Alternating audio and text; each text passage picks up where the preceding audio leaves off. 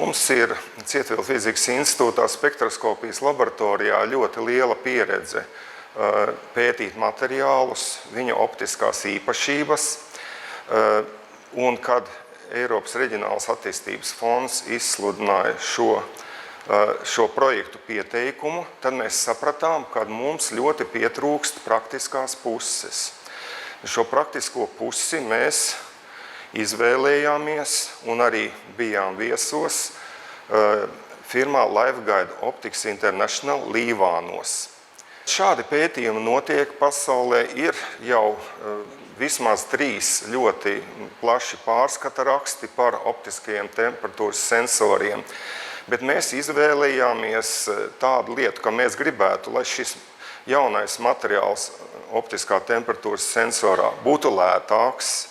To mēs panākam izmantojot kalcija alumināta paraugu kā tādu bāzes vielu. Tad mēs vēlamies, lai tie aktīvie elementi nebūtu reti un dārgi. Mēs izmantojam parastus tā saucamos pārējais elementus.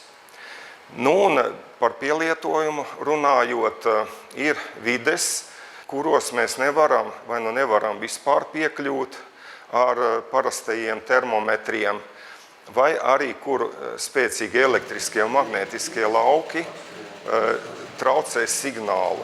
Šāds te optiskais temperatūras sensors ir nejūtīgs pret šādiem stipriem elektriskiem magnētiskiem laukiem.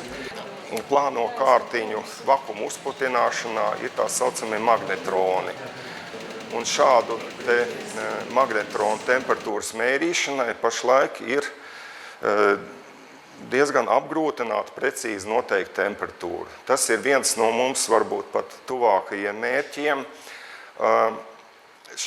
Kādam šādam magnetronam noteikti precīzi temperatūra.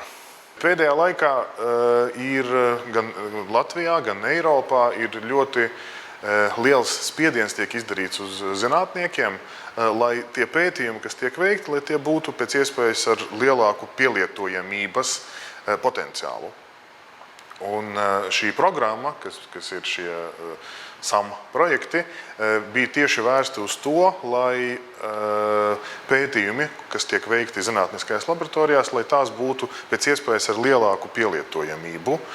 Un tāpēc arī mums radās tā ideja, ka tad ir ļoti spēcīgs uzņēmums, kas ražo optiskās šķiedras, un skaidrs, ka mēs pielikām klāt mūsu zinātniskos pētījumus, ko mēs veicam laboratorijā, un tad apvienojumā mums radās šis projekts, un kā projekta rezultāts ir arī tas prototips, kad izmantojot optisko šķiedru, mēs nolasām temperatūru tajā vietā, kur tas ir nepieciešams.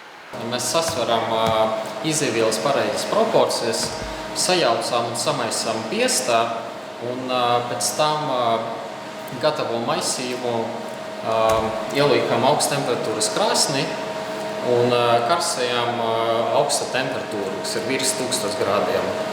Un pēc tam, pēc 10–12 stundām, mēs izņēmām jau gatavu paraugu un sākām to pētīt. Šī projekta ietveros zinātniskā daļa ir pētīt tieši materiālus, izvēlamies kaut kādus paraugus un tad skatāmies, kā šie paraugi absorbē konkrētu starojumu magnētiskā lauka iedarbībā. Un pēc šīs starojuma absorpcijas mēs spriežam, vai vielā ir pareizie defekti, vai mūsu spīdošie luminescentie joni atrodas īstajās pozīcijās un vai tiem ir nepieciešamās īpašības, lai šos materiālus mēs varētu pielietot tālāk optiskajiem mērījumiem.